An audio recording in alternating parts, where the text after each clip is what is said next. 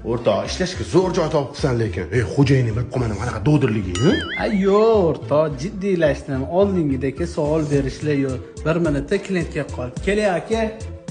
O'zgarganing rost bo'lsa, o'rtoq. Jiyam, ham romik oynalaring nechi pul?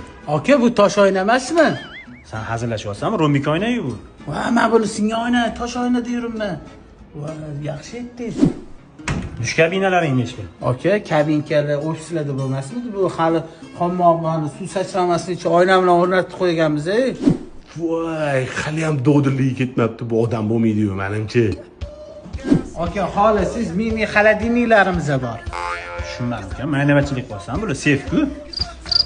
Va, aka, sevmadi, kech ovqat qo'ydim, ayni qopdi-da. Yana nimalaring bor o'zi? Adetlanishizgami?